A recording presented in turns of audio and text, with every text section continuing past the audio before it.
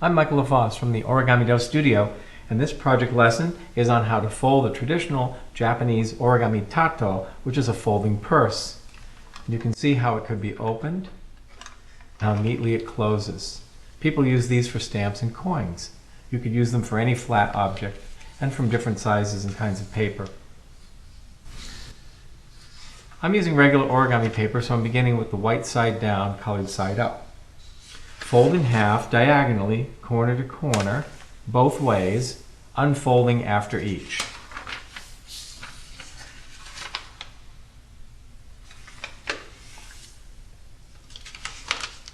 Turn the paper over, white side up, and fold in half edge to edge both ways, unfolding after each.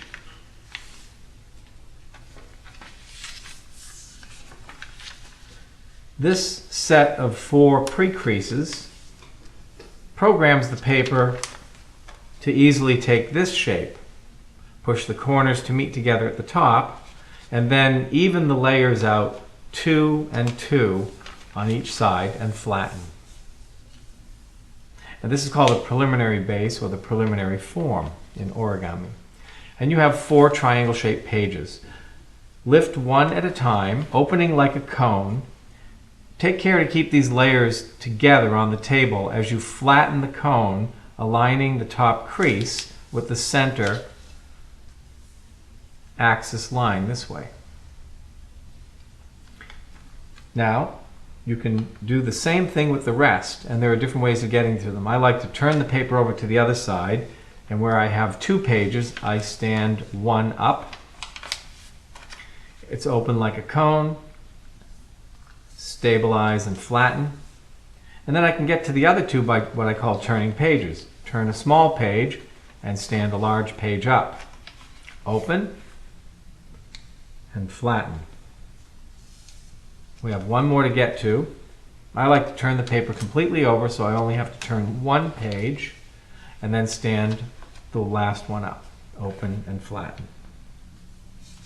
Although it's not in the diagrams, I'll just give you a little tip here. You can just take these little triangle bits right here, just fold them over the top edge a little bit. It'll help you with the step we're about to do. Open the paper completely and flatten it out, and look at all the radial pleats. And they're evenly spaced. They've divided the paper up into the pie wedges that we need. Turn the paper over so that we have contrasting color when we turn these 4 corners of the square in. Remember the little fold we did with the white triangles? We're using that now to just make this go more quickly. And essentially what we're trying to do is to put the square corner in line with the center crease, and these ends of the folded edge that we make are hitting the ends of these radial creases. You can see a pre-crease is already there from what we did a moment ago when the paper was still collapsed. So just follow that crease and do this with each of the 4 corners. You could, if you didn't want contrasting color showing, fold these corners on the other side of the paper so the tato purse would have only one color showing. And there are reasons for that. Perhaps the material you're using, whether it's fabric or paper, may have a nice looking side and then a not so nice looking side. Turn the paper over to the other side and orient it so you have one flat edge at the bottom. It doesn't matter which one, because what we're about to do is going to be done all the way around, one at a time. Take the flat edge and bring it to the horizontal center. And don't fold all the way across. Look at the creases that go from this corner down to the edge here. And there's another one over here. I'm only flattening between those 2 creases. Here's the crease end. I just stopped there. And here's the other crease end down here. Stop there. It doesn't have to be perfect. Just put a flat part there. Open it, rotate. You have a brand new flat edge, and we do the same. It'll look a little different each time, alternating between the triangles and the blank edges. There are 8 of these edges to do, because what we've made is an octagon. These little creases that we're putting in are not essential, but they make the next step easier and rather enjoyable. Okay, one more to do. That's 8. And so you see we've traced an octagon in valley creases. Take the bottom edge, it doesn't matter which edge. Use this crease to come up. And then remember the crease that's in the paper that we used as a guide? Sharpen that crease and pull off to one side.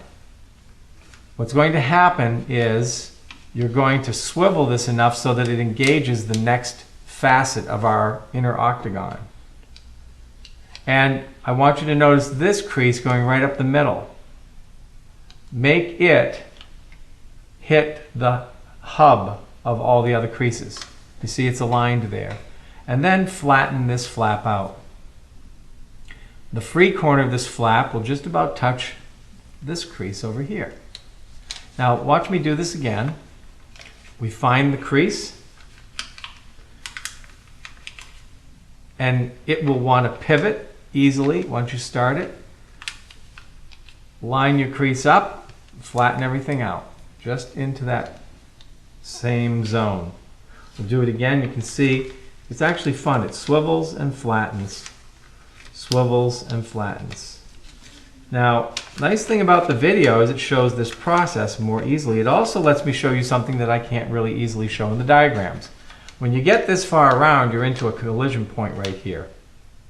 Don't try and work through that with all this closed up. Take a moment to unfold this.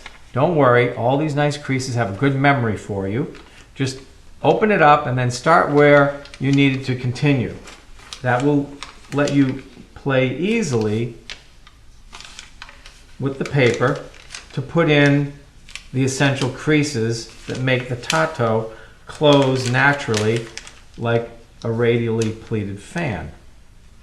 Okay, so we've got all of them finished. Look at the nice crease pattern in there. And what you can simply do is gather them and flatten. And there it is, the traditional origami Japanese Tato, a purse from folded paper.